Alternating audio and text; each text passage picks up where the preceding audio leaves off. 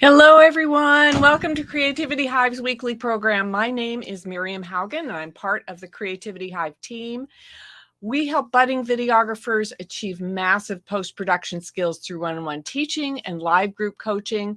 And our weekly Hangout brings you people working in the video industry from across the globe. And today we are talking with Mary Poplin from Boris FX. Welcome, Mary. Well, thank you for having me. I am, and we had a fun little conversation before we got started here about the flower in the hair, and branding. Mm-hmm. So I thought that was really interesting. You say that people tell the part about you walking down the street doing a test of people. Okay. All I right. thought that, So yeah, the flower in my hair, it's become part of a brand at this point. Everybody is friendlier to you, or to me in particular, when I have a flower in my hair. And part of it is, whatever is what makes me me. And the other part of it is, this is an advertisement that I am in fact a friendly person. And I have done double blind tests basically where I'll walk up the street. Like I walked up Venice Boulevard in Los Angeles, and Venice Boulevard is not necessarily the friendliest street in the world. You walk up the street, and I walked up with no flower in my hair, and then I put the flower in my hair and walked back. And like nobody said hi to me on the way up the street, and on the way all the way back down the street, not one person didn't look up and smile or say hi or, enjoy that was in my hair. And I think that's really funny because people are looking for things that are interesting and different. And if you stand out from the crowd a little bit, sometimes people take that as a friendly sign. And of course, that's got to be tempered with all sorts of social norms, but a flower in the hair is pretty benign. of course, yes, I love that because it is so interesting how people respond. And of course, business tip for the day, people of course do business with people they know, like, and trust. And that's just, if you come across as a friendlier person, that's going to help. Okay. Yeah. But I also want to know how you are an FX, expert. Okay. And how did you get you get to where you are at today? Okay, so when I originally went to school, I went to school for art and specifically illustration. And it really surprises people that I'm a painter and that's where my skill set lies. I'm actually a fine artist, and I forayed into digital art because early on in my college career, I noticed that not a lot of artists were using digital media. And this was longer ago than I care to admit. And so not a lot of artists were using digital media yet, and I was, and that sort of gave me an edge. And then I got into the visual effects side of things because I had originally wanted to get into animation.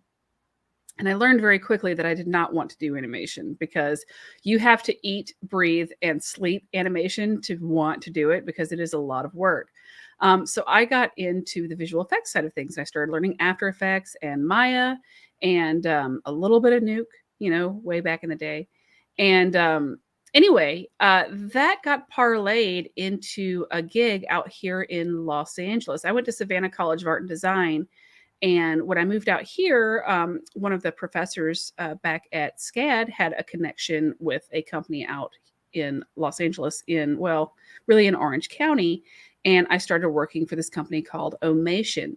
And at first, I was just doing Photoshop work and paint work because I was a fine artist. So I was working on all the movie production stills, and I was working on the movie posters and all of our marketing tools. And that eventually that started to dry up. And they liked me though, and they liked my work ethic. They liked what the work I was putting out. And so the art director had me start doing color keys and matte paintings.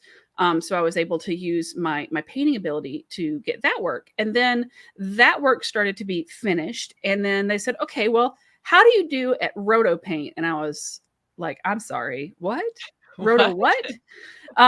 They were like, okay, well, here's this program you've never touched called Combustion. That's how long ago it was. And also shots are due at the end of the week. Let's see how you do.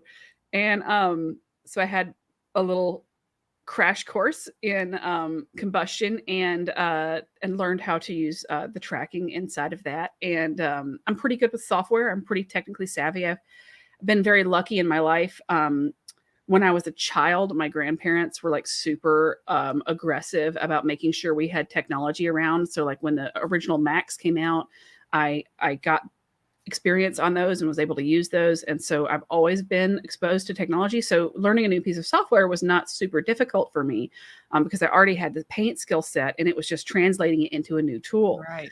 So I got shots done at the end of the week. Definitely had some minor mental breakdowns at my desk to get that done, but got it done. And it's kind of the rule of improv: yes, and yet, but yes, but you can't say really no a lot. You know, you can set boundaries, but in this case, I wanted the job, so I sat down and did it. And then that parlayed into more jobs and more learning on the job. And I'd like to say I learned those skills in school, but I did not. I learned the Photoshop stuff in school and a little bit of After Effects, and then everything else was on the job. So, and I was very lucky in that I'm a talkative person. I asked a lot of questions. I sat down with people and did training sessions, and then continued to do the work and learn through trial and error. So, and another nice thing about that job is because it was at a small company, and because it was one of those situations where they liked me and they, you know, kept talking to me about the different types of jobs, I was able to do things like sit in on Color Sweatbox and like look at my my work, you know, in context on a big screen with the director and the producer, and like be one of the very few people in that room getting those notes and getting that feedback and learning. So, you know, I would say my path has been really organic, but it's been organic through basically saying yes to whatever opportunities that came up and then pursuing those aggressively. Pursuing aggressively. Yeah. That's where a lot of people fall down. I know. Awesome. So so we have your demo reel that we got off of YouTube that we thought we'd show right now, and then we'll bring Neil and Mo on and we can have a little more conversation. But Sure. I'm going to show this demo reel. Today we're going to be showing you how to do the Headless Horseman.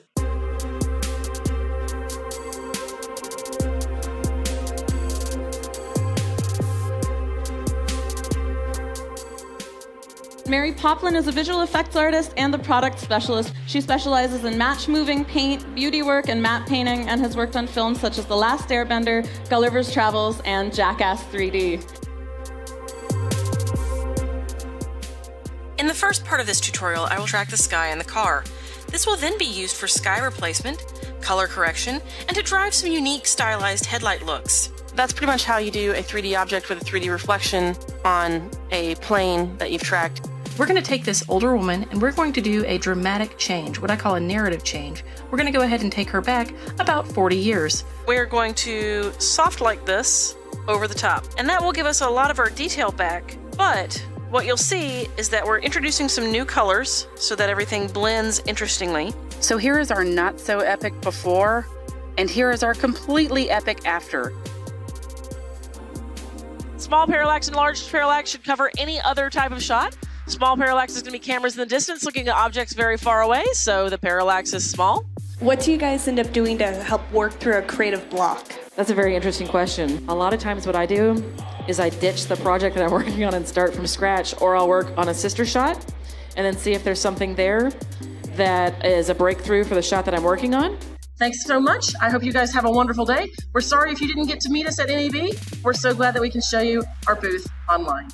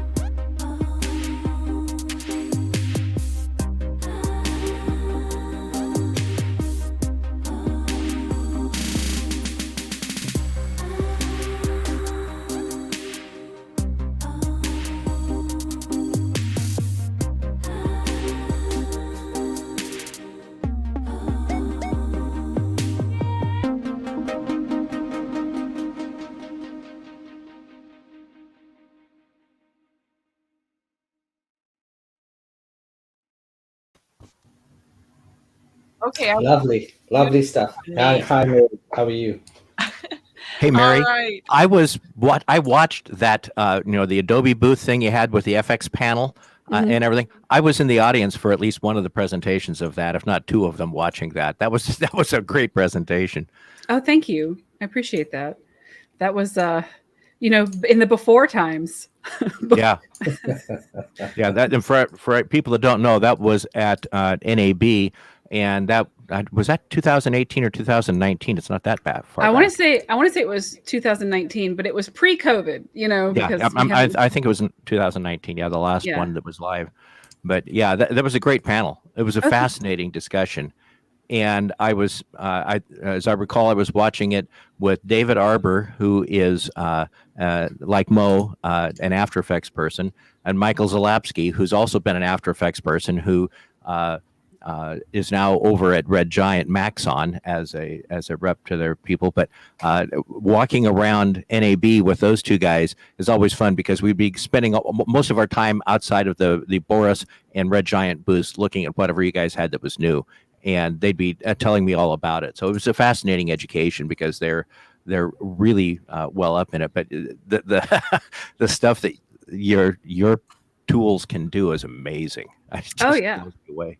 Our developers are really top notch, and really the tools they make are incredible. And what's nice about it is, because I deal specifically with so many users and I help so many users, I get to be like the contact point for a lot of suggestions and real world scenarios that artists use. And also because I'm an artist myself, and because I have that experience, I can bring that to the table as well to discuss what the future roadmaps of our software looks like. So we always have really great ideas from people who are actively working, and that really helps shape our tools. Yeah, that's fantastic. Mary, did you transition over from Imagineer over to Boris? I know you were with Imagineer. Am I correct? Yes. So the way that happened is, I had a visual effects career for a while, and then I actually sat in on a demo with Martin Brennan, who's our product manager, and he was like, "Hey, do you want to go get a beer after this?" And I was like, "Yeah, sure." So we went and got a beer, and he was like, "So you seem to know the software really well. We're looking for a product specialist. Do you want to interview for that?" And I was like, "I would love to interview for that. Thank you very much." So I kind of transitioned out of the VFX world over to the Imagineer side of things, and teaching Mocha. And then from there, what happened was Boris Effects acquired Imagineer systems, mostly to get Mocha so that we could put it in all of our other products. And so when they bought Imagineer, they kind of just brought everybody over. And what's been really wonderful about that is our team did not break up. I mean, we just kind of came over and just had a new parent company, which is fantastic. really wonderful. And Boris Effects has been really good to us. We've had a lot of wonderful resources. And then, we've integrated with the company completely seamlessly. We are Boris Effects now. Imagineer System is not really a thing. We are Boris Effects. And it's Boris Effects Mocha, and Boris Effects Silhouette, Boris Effects Continuum, and Boris Sapphire Effects Sapphire, Mocha, Particle Illusion, emitters, and it's great. So I was, not to give away age again, but when it was Wondershare Particle Illusion, that's what caught my eye with Particle. That started my particle journey. This was just when Trapcode was kind of in its infancy, and it was great because I just downloaded all the emitter libraries, and they were really awesome because they rendered like this. I mean, they were like pre-rendered stuff. It's just insane. And then this acquisition happened, and Particle Illusion stood on its own as a standalone, but also as something that you can find within After Effects. And it still surprises me at the speed at which those emitters work. It's quite extraordinary. It is. So Particle Illusion, when we acquired it, we put it into Continuum so that you could, bring it into After Effects and Premiere and Avid even, The nice thing about it is that it's mostly sprite based, right? So everything is really fast because you're not generating new dynamics every single time. Now, that being said, we do have dynamics now, and they do take a little bit longer to render because it's dynamics, but it's incredible. It's incredible how fast it is. And because it's a plugin, it renders back to the timeline for everything. Like, I've really had a lot of fun playing with particle illusion. And the fun thing about particle illusion is when we acquired it, when Boris FX acquired it, particle illusion comes with a really strong fan base. I mean, people that It like does. particle illusion really like it. So, 100%, yeah. yeah. So that's been fun too. It's been really great. What I've watched mainly of your career, or what I've been looking at way before this interview happened, was your work with Mocha, Yes. which was pretty insane. I saw your object removal stuff, replacement stuff, and it was just amazing because a lot of people kind of do these seminars and sessions in a particular style, but I found your style a little bit different. Your showreel just showed me your style again. You're pretty matter of fact. This is how it's done. That's how you do it, and this is how you do it. And you click here, and that's it. And that's it. And that's fantastic. You don't say, "Hi, well, I'm Mary Poplin, and I used to go to school, and I liked carrots for lunch," and that long drawn kind of thing. I like that very direct approach, and I think it's refreshing because people want really quick stuff and things on the fly. And Mocha is not for the faint-hearted, like It can be a bit daunting if you're not used to it. Once you get used to it, it's fine. But I think your work is pretty exceptional in that it gets to the point really quickly. It takes you from beginner to intermediate to advanced in one fell swoop, and you actually know what's happening. You don't get lost, in the noise. So I've watched a lot of your stuff. So I really congratulate you for that. Oh, I thank have you. a single question for you. It might be a little bit weird, but you've Okay. got you've got Boris, and Mhm. you've got Red Giant. I have to mention this in the same sentence, unfortunately, but there's a reason for this. It seems Red Giant and Boris are pretty much, I wouldn't say competing, but are on the same playing field. Let's put it that way, kind of. Mocha is in a different league completely. It's a professional tool.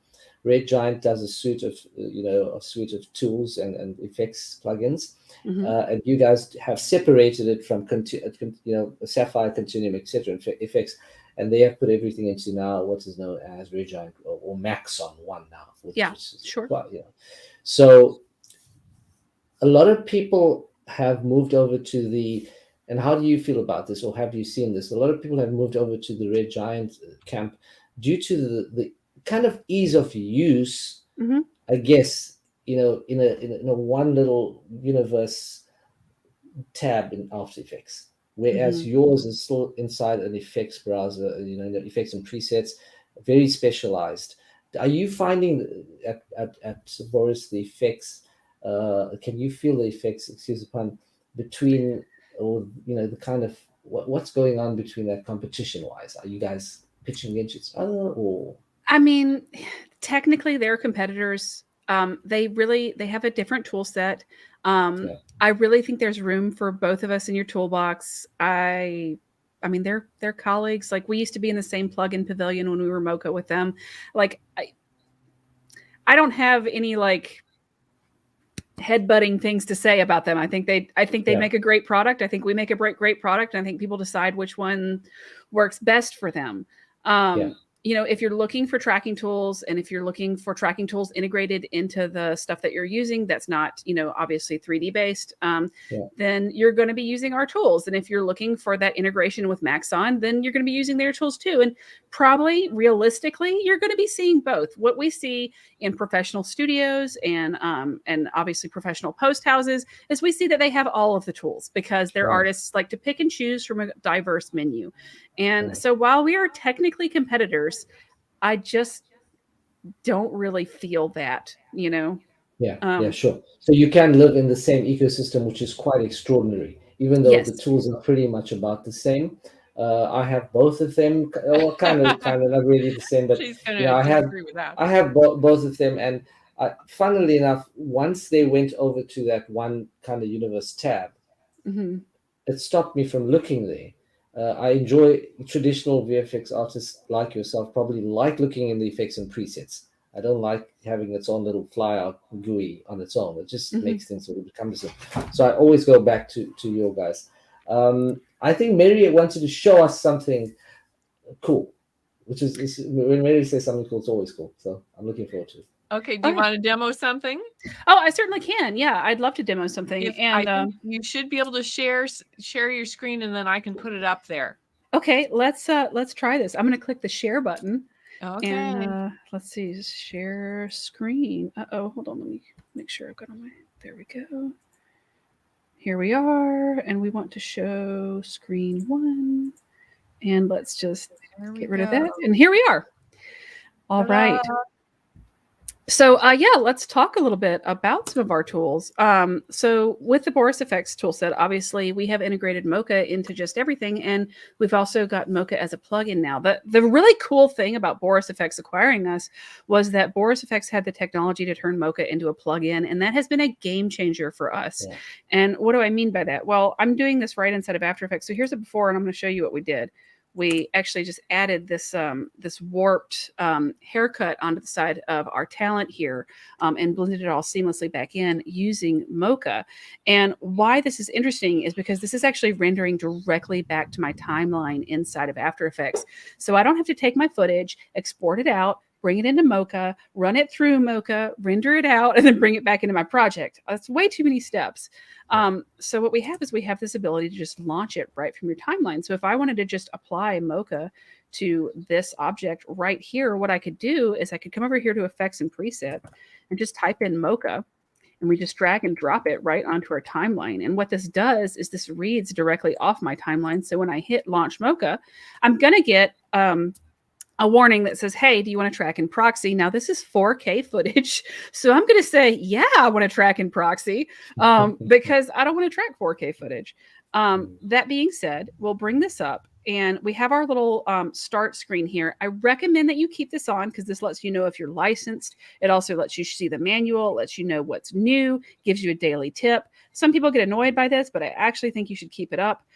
Because again, if you're using, especially if you're using this at a studio, it lets you know if your license is being checked out properly. So now we've got our shot here. And what we can do is we can just start tracking this immediately. Now, there's a couple of things I can do when we're tracking in Mocha. We can try to track and try to figure out where something is and not being sort of obscured, and we can try to track that. But because we are tracking something here on the side of his head and it's pretty complex, and we have this little rag being used to dry his hair, we have a problem in that if we tried to track all of this at once, Mocha would get stuck on this rag. So what we can do, I'm only going to track a small section of this because I don't want this to take too long. But what we can do is we can track this rag first. And here's a pet peeve. Name your layers. Okay. Don't have like, layer 41 over here. Right. I also want to point out for people who are newbies in Mocha, this is going to look pretty intimidating. If you are new to Mocha, just go right over here to Essentials mode and look how much simpler your interface gets. Okay. So this is helpful if you're trying to just focus on tracking. And you can decide what motion you want to track. That matters. So we have translation, which is obvious, right? It's like up and down, right, left and right, X and Y. Okay. Scale, obviously, is going to be your size of what you're tracking. Rotation, also super obvious, but here, let's show you just in case it's not. That's rotation. Okay. And then we have shear and perspective, called skew and perspective. Okay. Shear and skew is just a warp with in X and Y, but it's a warp that doesn't include Z. Okay. Right. Now perspective is the addition of Z space. So it's this sort of motion. So that is all of the motion that you can track inside of Mocha, and all of that motion matters. Okay. Because when you are tracking in Mocha, you want to track the data that you need. I don't need perspective for a hold-up mat. And I also recommend that you do not use perspective when you're tracking for roto. And we're going to hit track backwards. What Mocha is going to do is Mocha is going to hold onto that rag. And I don't really care about what the back part of the rag is doing, but I do care about what this front rag is doing. Now, because the shape has changed so much over time because of how that rag is moving, we're going to go ahead and adjust our shape just like this. And then we're going to keep tracking backwards. And you can do that. So watch. Look what happened. I'm going to turn my track on so that you can see. Because here's our track. Okay, the surface tool is what the track is doing, and the shape is where the track is looking. Okay. So what we're going to do is we're going to show you what the shape is doing and what the surface is doing. And if you look at the surface, which is displaying what our track is doing, and I scrub, you can see that my shape is changing over time, but my surface tool is staying exactly where I want it to be. Okay. That is the cool thing about Mocha. You can keep changing where the track is looking, but all that's going to do is just change where the track is looking. It's not going to stop your data. So again, we're going to just adjust this on the fly and keep going. And so now when we hit track backwards, we're just continuing to follow that shape. Now, because this is moving a lot in a non-organic, non-planar way, we are not going to hold on to that rag as well. I could try tracking this with our new power mesh tools, but for a holdout mat, that's really overkill. Especially when you only have to make a couple of new keyframes in order to fix this shape. So power mesh is something I'm going to use to track the side of his head, but I'm not going to use it to track the holdout mat because that is a waste of my time when all I have to do is correct roto. Does that make sense? Yes. Yeah, Perfect. of course. Yeah. Okay, so I'm going to correct this shape just a little bit. And what you're going to see when I correct this shape is that we're just doing roto really, really quick. And you see how loose I'm being? I'm being like really, really loose about the outside of my shape. And that's because I really don't care about what this shape is doing, except for, is it covering this white rag? Okay. And is it giving me a lot of head to track? Okay. When I'm done. Because what we're going to do is we're going to use this as a holdout mat over what I'm trying to track. So let's just bump this forward just like this. And again, we're going to just quickly roto that. And what you're going to see is we have this nice holdout shape for the side of my head now. Okay. So if I want to use power mesh on this, and I do want to use power mesh on this, what I can do is I can go ahead and go to classic mode. Okay. I can take my new shape and I can draw a shape around the side of his head right here where I want to add this new haircut, right? And so we'll select the shape and we'll soften the corners. This is what I really like about Mocha. We use these things called X-splines. So you can see there's an X right here. We have Beziers if you like. I don't recommend you use them. I recommend you stay with X-splines because you pull tight for corners and relax for curves with the X-splines. They move better with the tracking data. You end up using less keyframes when you're doing roto. Stick to X-splines in Mocha, even if you're uncomfortable with them. Yes, when you use X-splines and you export to something like Nuke or something like that, and it goes to Beziers, it will double up your points. This is not a big deal. We're going to call this side of head track or something like that. I probably could have called it hair track. We're going to turn off the gear for my layers because on rag holdout, I no longer want that to track. Okay. We're going to go to this keyframe here. We're going to now say, okay, we really want accurate tracking data for this side of the head. So we're going to track perspective and mesh. What it does is it creates a little mesh warp here for us to track. Now, instead of automatic, I'm going to go for uniform and I'm going to say generate me a mesh just like this. Okay. And we can actually take this mesh size and we can increase it to something like 45 and say generate again. And now I've got a bigger mesh that will track faster. Okay. And I can hit track backwards. Because I've moved it under my rag holdout, now my rag will be held out as I track backwards. So what we should end up with is a nice, beautiful track for the side of the head here. Now, I really don't want to stay inside of this and like sit through all of this tracking. Suffice to say, it will take a couple of frames, per couple of seconds to track, and then you end up with a nice track. I want to show you what this finished project looks like. So we're going to not save that, and we're going to hide this and go to our Mocha insert here, and we're going to load our track. And yes, we can still keep working in proxy mode for this. Now, here's what I want to do. I want to show you what this ended up looking like. So here is my hair track, just like this. And you can see I have this big, huge, sloppy holdout mat right here to keep everything out. What's nice about that is if we turn on our mats and look at our mat here, and let's actually just go to none here. What you can see is that that's what Mocha is tracking. You see where the white shape is? That's what Mocha is tracking to get that mesh data. Okay. So we can now take this mesh data and we can do some interesting stuff with it. We can either come in here to our insert tab and we can add a grid warp on top of this, which I have done. And we can actually move our grid warp and use an insert layer to put something on here. So let's turn our mat on and let's turn our insert layer on. And what we have here, let's go to none here. What we have here is an insert layer that I can actually move around with a grid warp right inside of Mocha. And then that moves also with our power mesh data. So we end up with this nice power mesh warp over time.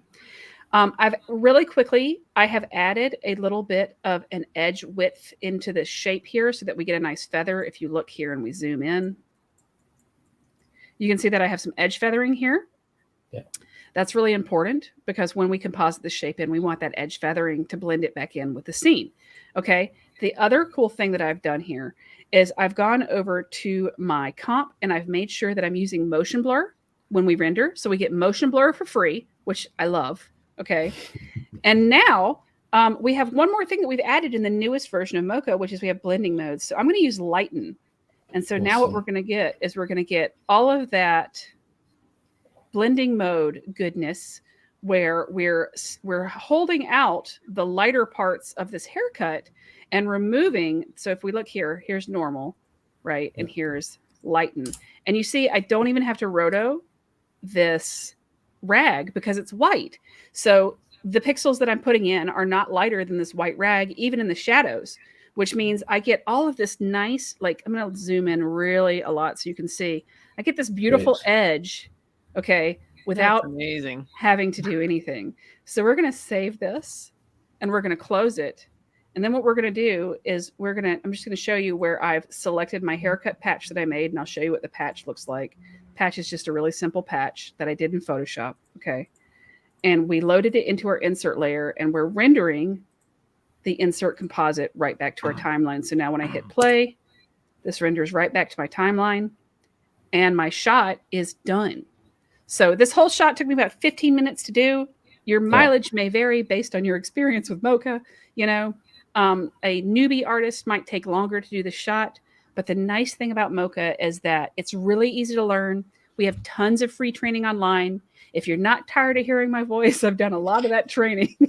And it's all over YouTube and it's all over borisfx.com. And we actually, at the beginning of this last year, we did a whole new training series called the Mocha Essentials. And it is like, I want to say 15 or 17 hours of training. Yeah. That's totally free to stream. And if you want to download the clips, then you can download the clips and you can pay for those. And then you can follow along by yourself. But honestly, what I find is easiest, even if you're just starting out, is watching them all first, deciding if you need to follow along with projects, and then seeing how that information translates to your projects. So you can do a lot with this.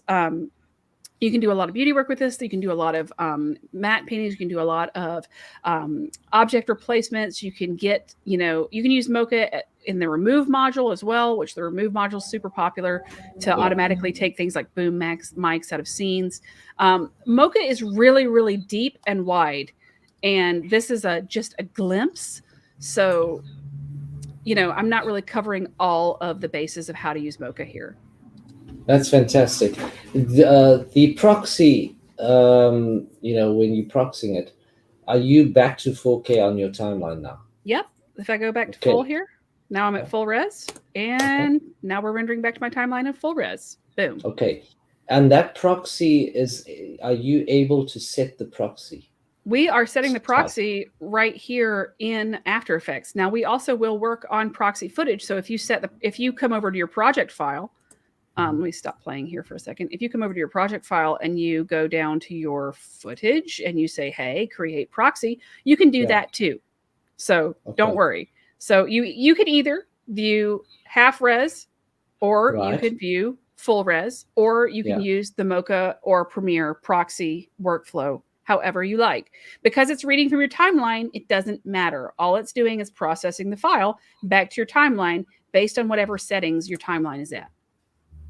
I see. And the Mocha proxy workflow, is that something can you set the type of proxy? So if you are using proxies inside of the Mocha standalone, you will have to render your own proxies. If you are using the proxies in the After Effects context, then you use the After Effects proxy workflow. I see. Got it. Fantastic. So do you see what I said about Mary? I mean, all of us now, well, I've been using it for a while, but I think Miriam's ready to give it a crack. I'm sure. You can use Mocha now. Well, Okay. Great stuff. I do want to kick in here with a comment that kind of goes back to a little bit to Mo's question earlier as to Red Giant and Boris, and that was in talking with some of my bosses, I guess I could say, over at mixinglight.com, which is a pro colorist teaching website that I also do tutorials for. And I said, so what's the difference between Red Giant and Boris? And Robbie was able to answer real quickly. He says, well, if I can tell almost exactly who I'm dealing with for a client, depending upon which plugins they mention. And that is, if he's dealing with someone out of Hollywood or a major studio in DC or New York or something like that, and if they mention a plugin, hey, could you try this on it? It will be Boris. If he's talking with someone that is just doing local commercial work or something like that, they're probably going to be a little bit more aware of Red Giant. And so my comment back was, Red Giant is maybe a little bit more towards the entrance side of the pro market.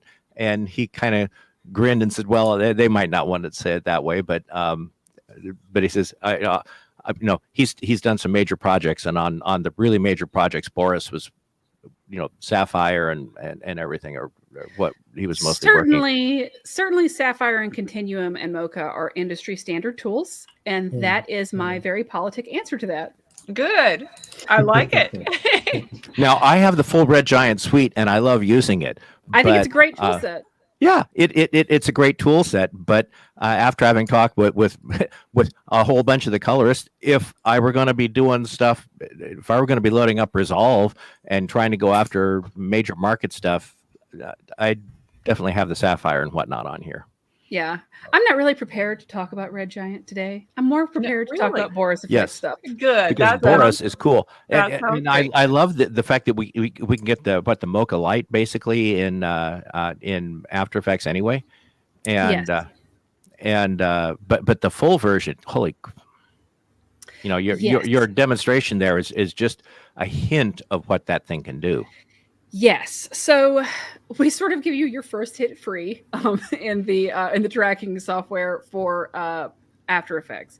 So we partner with Adobe to provide Mocha for After Effects for all of their After Effects users. It's right there in the effects panel. You can type it in and use Mocha for tracking and rotoscoping for whatever project you're using. It reads from the timeline and it will give you mats, okay? And it will also give you tracking data that you can use instead of After Effects. That is where the functionality ends.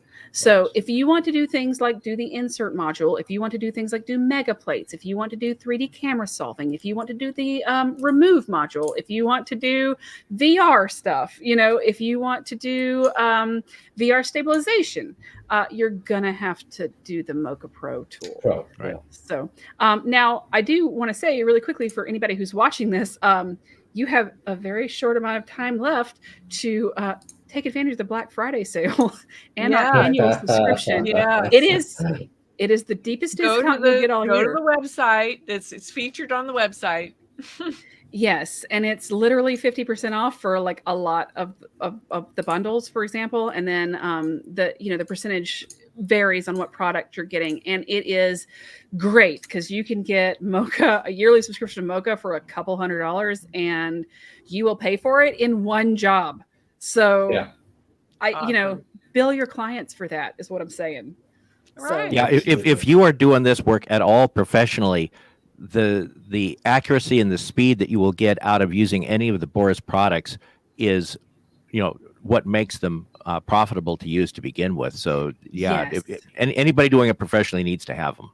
Yes, and the Continuum suite, like I'm sorry, not the Continuum suite, the Boris Effect suite, which has Continuum and Sapphire and Mocha and all, like basically, do you want your toolbox? Here it is. That suite is deeply, deeply, deeply discounted right now. And if you want to take advantage of it, you have a very short amount of time left to do that. And then, you got to wait till next year if you want more of that discount. So, so I would definitely take advantage of that. I'm not being subtle here. I'm being very blunt. Don't be subtle. Yeah, this is the time to take advantage of that. Right. So, because it's something that we do for our users every year, and it is a really good deal. And as far as like the tools go, you get such a Swiss Army knife set that it just makes sense. I mean, we've got the stuff that we've got in there. We've got the particle illusion tools. We've got all of the Sapphire tools. So if you want blurs, if you want glows, if you want the show a little leg kind of tools, they're in there.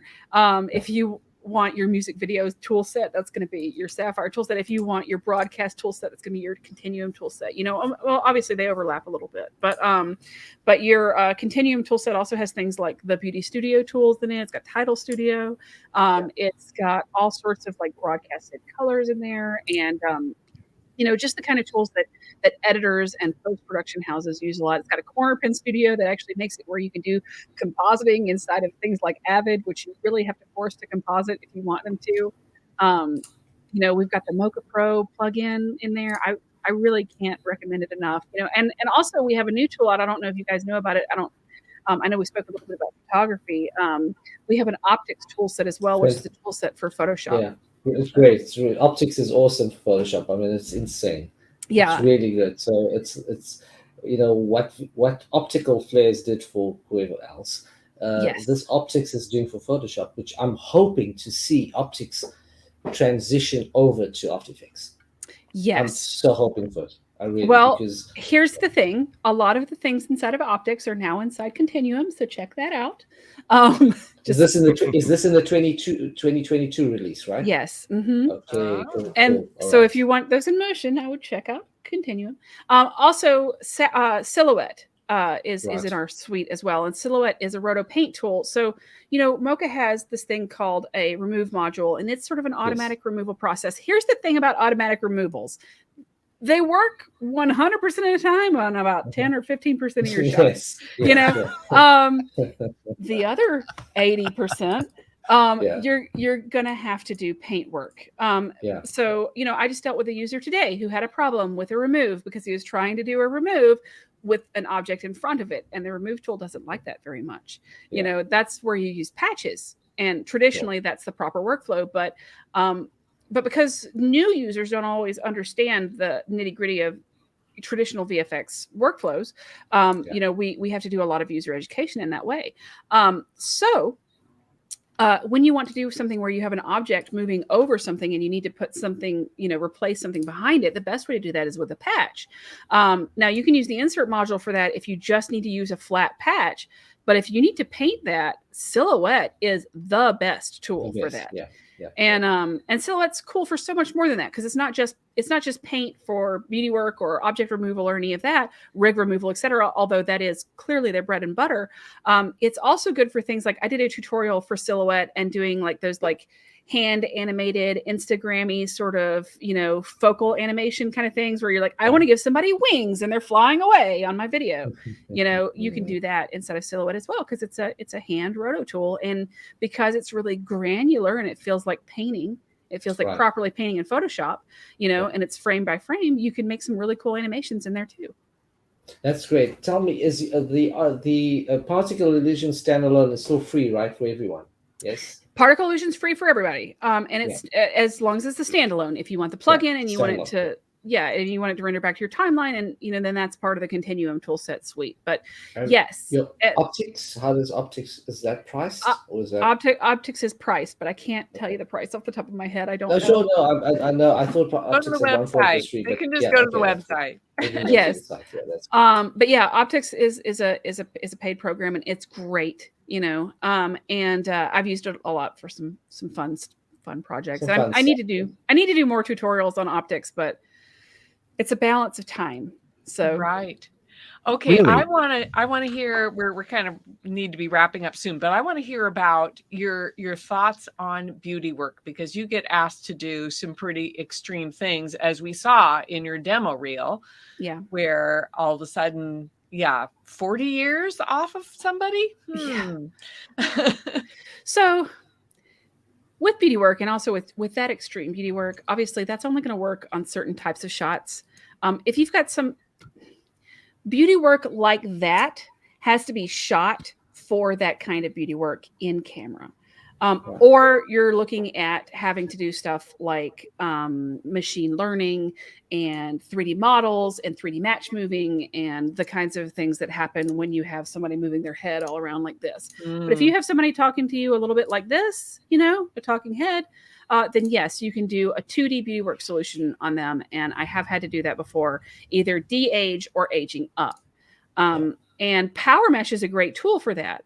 In the past, I've used basically just roto and patches with planar data to try to do that. And what I ended up doing is doing a lot of feathering and a lot of planar patches. But now we have Power Mesh. And Power Mesh is a subplanar tracker that basically takes our planar data and then breaks it up into polygon planes, or, well, they're not, they're triangles, and we use that to sort of do a subplanar warp within our planar tracker. And that gives you a lot more detail. So you can do things like do some outrageous overlayments to your video. And with blending modes and feathering, you can really do a lot to dress stuff up, especially if you drop color correction on top of that. So you can use like Sapphire's color replacement, to replace the highs and lows with different colors. Like if you need to turn somebody's hair gray, you can use garbage mats, because Mocha is built into Sapphire tools now. So you can use garbage mats within the Sapphire tools and then, color correct stuff down, make people's hair more gray, their skin more gray, deepen the darkness in the crevices of their face and neck, and there's a lot of stuff that you can do to change the way people work, either in one direction or the other. Another cool tool is you can use the Boris Effects Beauty Studio, and you can increase the detail or you can decrease the detail. So, and you can do that in 4 different parameters because it's frequency separation. And Sapphire has a similar tool as well. But the Boris Effects Beauty Studio, you can actually kind of go in the other direction and go Clint Eastwood, or you can go, more like Grace and Frankie, where we've cleaned all of the details. So there's a lot you can do with it. With beauty work in general, it's difficult because you want to maintain the look of the person without erasing who they are. So a lot of your favorite actors and actresses get a lot of beauty work done. Okay. But that's usually by their own request. Usually the talent requests the beauty work for a lot of these older actresses and actors. And that's interesting because you have to maintain their look because that's their whole brand. So we were talking earlier about how you don't want to take Lindsay Lohan's freckles away, right? Like that's her face. You're going to get rid of her face. You don't want to take away someone like Robert De Niro's birthmark on the side of his face. That's iconic. It's part of his face. Yeah. So, if you're working on somebody like Bruce Willis, maybe you just want to patch in some hair and not get rid of the overall Bruce Willisiness of Bruce Willis. Right. So, but I haven't. I loved a comment that I heard one time from Clint Eastwood, and when someone said, asked him on one of the few shows I've ever seen him where he's interviewed, asked him, "So, what kind of beauty work do you have done on your stuff?" And he just turned and looked at the interviewer like, "That's about the dumbest question I've ever heard." And he said, he just sat there for a moment and then said, "My wrinkles are how I speak to the audience." Yeah. More than my voice. Because I don't have any beauty work done. And I thought, yeah, for his characters, it's always about, he can do so much with one side of his forehead or whatnot, and or a little bit of a cheek movement. And, I've always watched that and gone, whoa, that's because he can just be sitting there with not hardly doing anything, go through about 3 expressions over about a 10-second period and be very eloquent, but not having said a word. And so, yeah, he didn't want any beauty work done, but deepening crevices. Yeah. Exaggerate. Yes.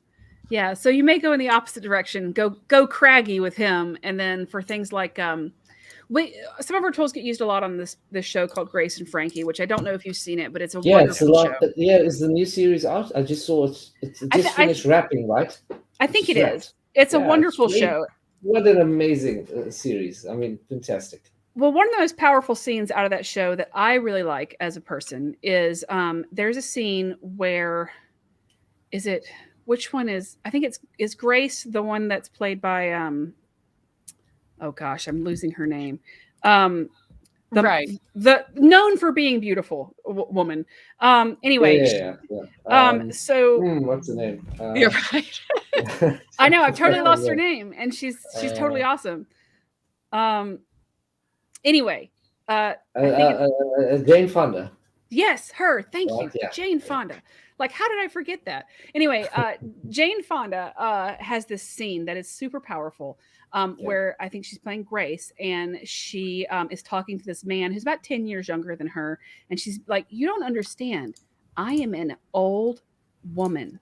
And she takes off her hair extensions, and she takes out her dentures, and she's like, "I am old." And he's like, "I don't care. I like you anyway." But the point is that we do so much glamour, that we don't realize that this is not how people look, Sure. So it's this weird balance of keeping somebody looking within the realm of how we would perceive them, or going completely unrealistic with it. And with footage, and in particular with Netflix shows right now, they're all shot in super high res. So in 2K, stuff that we never would have noticed just because of the glass that we're using and the resolution of the film and the grain on the film, we wouldn't see a lot of the stuff that we see now. But now we have high def TVs that change detail, in the opposite direction, along with 4K and 6K and 8K footage. Sometimes a beauty pass is going to make stuff look in some ways more realistic than it would if you just had that flat detail there, because the camera changes everything. So you got to account for beauty work for the camera type that you're shooting, beauty work for the resolution that you're shooting, beauty work for the lighting that you're shooting, and the story that you're trying to tell. Sure. So. A good friend of mine is a major operatic bass baritone and has performed in all the major houses with all the major people. And he noted that when the Met Opera in New York City went to their live HD broadcast, which was actually recorded with 4K cameras, and you go in to see it in the theater, and they'll have a close up on someone's head that is, that's tighter than the camera on my head, and that will be the entire screen, 20 foot high, 60 foot wide, and when they did that, they realized that, well, gee, when we're doing one of these, we have to increase the makeup. And he says, for most of the people on stage have found it to be a royal pain, because what was 35 to 40 minutes of makeup for a bass baritone all of a sudden is an hour and a half to 2 hours in makeup. And he's going, it just they get the camera too dang close, and he's going, why don't they just, if they keep the camera out a little bit, it wouldn't be an issue. Well, if they're even doing that in when broadcasting live opera, of course, the close-ups you get on in most media these days, you get one of the upper Aries or Reds or something like that, or the new Sony Venice rig. Yeah, you're looking at 8K or better capture, and whoa, details. Why do we need that much detail? I asked the same question. Why do you need that? It's insane. Yeah. It's like. It's crazy. Well, if you look at things like, there's these pictures floating on the internet in the last couple of days that are extreme close-ups of the human eye, for example. Oh, right. Yeah. And it's spectacular, because you can see all of the amazing detail of the human eye, except for it's also just a little bit disgusting looking, and you don't want to see that detail, it's super cool, but it also kind of looks like a sarlacc. So, you've got to decide what is the detail that you want to show the audience based on the story you're trying to tell. Absolutely. I went to my little one broke my Samsung SUHD TV. She blew the panel. Oh, of course. So I went, of course. So I went finally to the LG OLED route. and I got one of the ones that were right up there, so as a replacement. And I could not believe what I was seeing. I actually could not. Well, I watched Lord of the Rings in 4K remaster, and you can see things you shouldn't be seeing. Wrinkles within furrows, within burrows, and Gandalf doesn't look like Gandalf anymore. So what will 8K do? It's insane. It's just too much, I think. Yeah. You know? And that's the balance that you got to find in your visual effects work and your beauty work and everything. You got to like, how real are we going to be? Are we going to be electron microscope real? Or are we going to be, you know, I am a normal person with normal vision 2020 sort of real? Absolutely. So, tell me, Mary, what is beside Mocha in your daily life? What is it in Boris that you get involved in? So because I'm a product specialist for Boris Effects, I actually am required to know and teach all of the tools when people ask. So I tend to focus on training. I tend to stay in the Adobe world, but I also know how to use Nuke and Fusion to an extent, and some 3D software. What I also have to demo in Avid sometimes as well. Okay. So in general, I do stick to the Mocha sphere, but I also stick into how Mocha interacts with those other tools. So Mocha and Sapphire, Mocha and Continuum, and obviously, because I'm a painter, I dabble a little bit in the optics side of things. So when I have, and I definitely have to use Silhouette, like period. Okay. So I tend to do training in all of those packages with a focus on Mocha, but also branching into all those other tools. I have to be kind of a master of all. Okay, and that training is, beside the training aspect of it, do you get involved in anything like live shooting on set or get involved in big post-production jobs itself? So I do some freelance sometimes to stay fresh. I don't tend to go on set. I do tend to be the emergency contact. Oh yeah. So if somebody has gotten stuck, I do a lot of consults and I do a lot of training at studios. So so if somebody's having a problem, my favorite thing to do is go to a studio and then be like, okay, so I want you to go take a thumb drive and I want you to go get the gnarliest shots you've worked on in the past 2 weeks and then bring them back here and let's dive in. So, and that's a cool trick, because a lot of times you'll work on a shot that somebody spent 2 weeks on and they still haven't gotten anywhere, and you can show them how to do something in 10 or 15 minutes that will get them further than they got. So so that's cool. I'm kind of a troubleshooter. Okay. So I do a lot of consulting work in my work with Boris Effects. We get phone calls from studios that need help right away, and I'll do remote logins. Or if they're in the area, I'll go visit them. But I'm not in LA anymore. I actually recently moved to the East Coast. So at this point, I tend to be mostly remote. And that's, you can thank COVID for that. When we do live training, it tends to be specialized setup sessions that we've, planned ahead of time that are in an office somewhere. And we haven't done a lot of those lately, again, because of COVID. So most of my stuff tends to be remoting into machines. I actually just last week was working on, I was working as a fire extinguisher for a major studio working on a major film where they had a problem with tracking for temp VFX for something that had to go in front of decision makers.